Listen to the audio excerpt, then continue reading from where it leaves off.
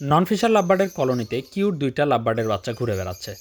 তো মেইনলি আমাদের হচ্ছে টেম সাইজ বেবিগুলোই বেশি সেল হয়েছিল এবার। তো তারপরেও এই দুইটা বাচ্চা কখন যে বড় হয়ে গেছে বা কোন হাড়িতে ছিল ঠিক আমরা ওইভাবে বুঝতেই পারি নাই। তো যাই হোক, দুইটা বাচ্চা খুব সুন্দরভাবে ঘোরাঘুরি করতেছে। তো এইটাকে আজকে আমরা ধরবো, দেন গ্যালারি কেজে দিব। তো যেহেতু গ্যালারি কেজে যত দ্রুত আমরা পাখিটাকে দিতে পারবো, দুইটা সুবিধা আছে। সেটা হচ্ছে এই বাচ্চাগুলো সেফ থাকবে এবং প্যারেন্টসগুলোও নতুন করে আবার ডিম দিবে। তো এইটা হচ্ছে আমাদের গ্যালারি কেজ। এখানে কিন্তু আগে থেকেও হচ্ছে বেশ কয়েকটা পাখি ছিল, আর এই দুইটাকে আজকে এখানে আমরা রিলিজ করব। এখানে এরা এখন থাকবে। তো যাই হোক, এখানে একটা একটা করে আমরা পাখি ছেড়ে দিলাম। নতুন জায়গা, ওরা একটু দেখতেছে, ওরাউরি করতেছে। বসার জায়গাগুলো ওর পরিচিত না, যার কারণে কিন্তু একটু এলোমেলো ওরাউরি করতেছে। আশা করি 2-1 ঘন্টার মধ্যেই ঠিক হয়ে যাবে। তো যাই হোক, আবার আমরা ব্যাক করলাম আমাদের নন ফিশার লাভবার্ডের কলোনিতে। তো এখানে বরাবরের মতো দেখতে পাচ্ছি আবারও বেশ কিছু ফিশার লাভবার্ড নেট কেটে হচ্ছে এই নন ফিশার লাভবার্ডের কলোনিতে ঢুকেছে। তো সেটা আমরা পরে হচ্ছে এটাকে ঠিক করব। এখন আমরা যেটা করব, টেম সাইজ বেবি আমাদের চেক করতে হবে। এখান থেকে আমাদের হচ্ছে এক পিস গ্রিন টেম সাইজ বেবি যাবে হচ্ছে ঢাকাতে। তবে ব্লু টেম সাইজ বেবিগুলো দেখতে পাচ্ছি 4 পিস টেম সাইজ বেবি আছে এখানে। মার্শাল্লাহ, খুবই সুন্দর লাগলো। আর এই বেবিটাকেই খুঁজছিলাম। তো এইটাকে আজকে আমরা পাঠাবো হচ্ছে ঢাকার উদ্দেশ্যে। ঢাকা থেকে একজন আপু এই পাখিটা অর্ডার করেছিলেন। তো ওনার জন্য আমরা পাখিটাকে রেডি করব। দেন হচ্ছে যেহেতু সকালবেলা মনে হয় হচ্ছে পাখি ঠিকভাবে বাচ্চাকে ফিট করায় নাই। তো অবশ্যই বাচ্চাকে কিন্তু পাঠানোর আগে সকালে বিশেষ করে যখন আমরা পাঠাই তখন একবার ফিট করাই। তো বক্সটা আগে থেকে রেডি করা ছিল। বক্সের ভিতরে আপাতত পাখিটাকে নিয়ে এখন আমরা বাইরে যাব। দেন হচ্ছে এই বক্সের ভিতরে বাচ্চাটাকে সুন্দর করে একটু ফিট করিয়ে দিব। তো দেখেন, টেম সাইজ বাচ্চাগুলোকে কিন্তু একটু কৌশল অবলম্বন করলে ফিট করানো খুব একটা কঠিন না। এই ধরনের হচ্ছে টিউবগুলো দিয়ে খুব সহজে ফিট করানো যায়।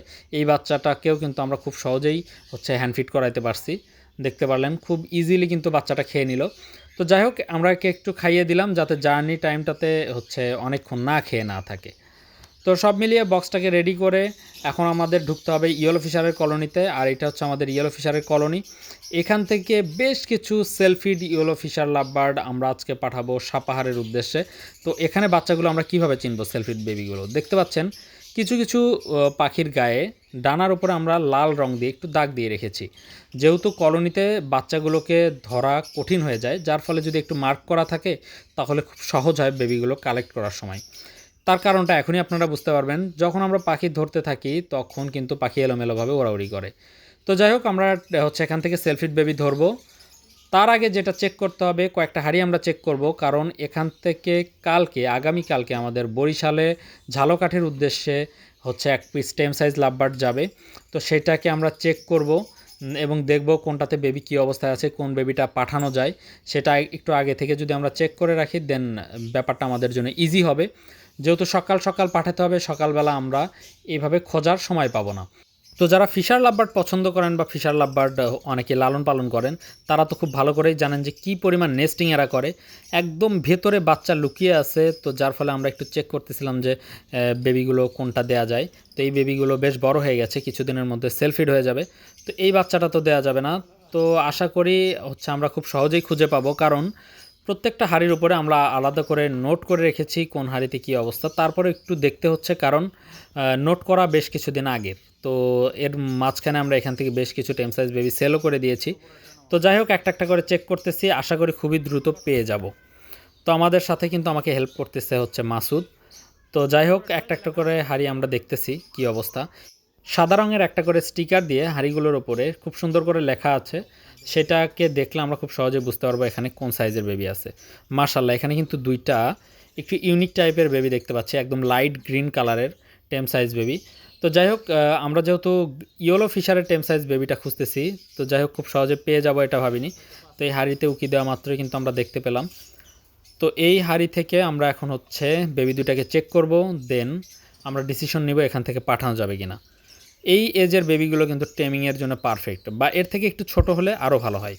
তো দেখতে পাচ্ছেন মার্শাল্লাহ, গ্রোথ অনেক সুন্দর।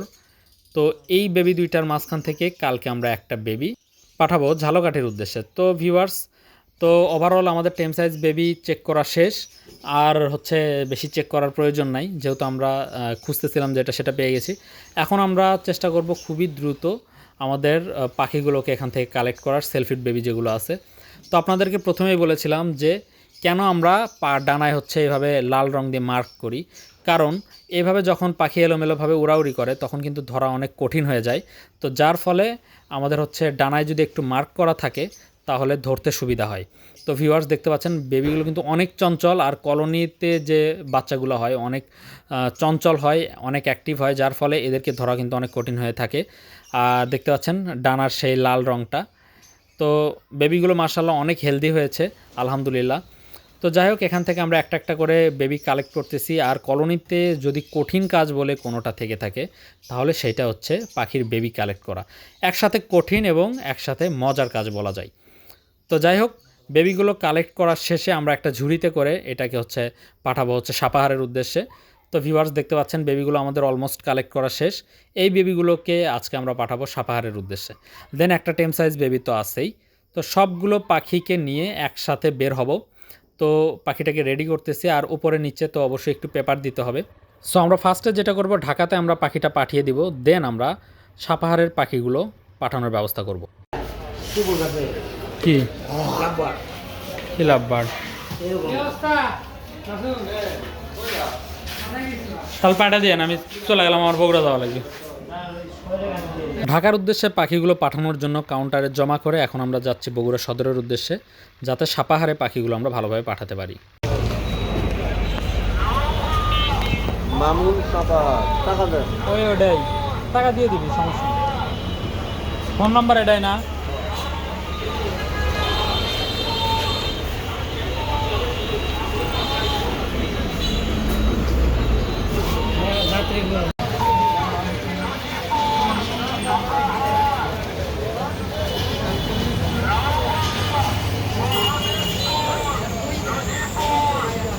পাখিগুলো পাঠাতে পাঠাতে অলরেডি বিকাল। বগুড়া থেকে ঘুরে এসে আমরা দেখতে পাচ্ছি আমাদের ঘোড়াটা এখানে ঘাস খাচ্ছিল, সেটাকে তো অবশ্যই বাসায় নিয়ে যেতে হবে।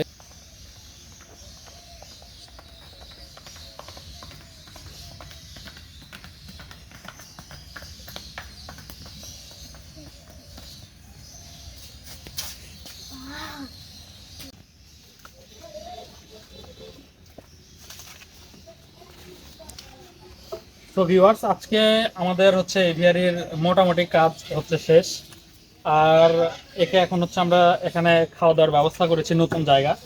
তো এখানে হচ্ছে এদের একে খাওয়ানোর জন্য কি সিস্টেমটা করেছি আমরা সেটা নিয়ে আলাদা ভিডিও থাকবে। আজকের মতো এ পর্যন্তই, দেখা হবে নতুন কোনো ভিডিওতে।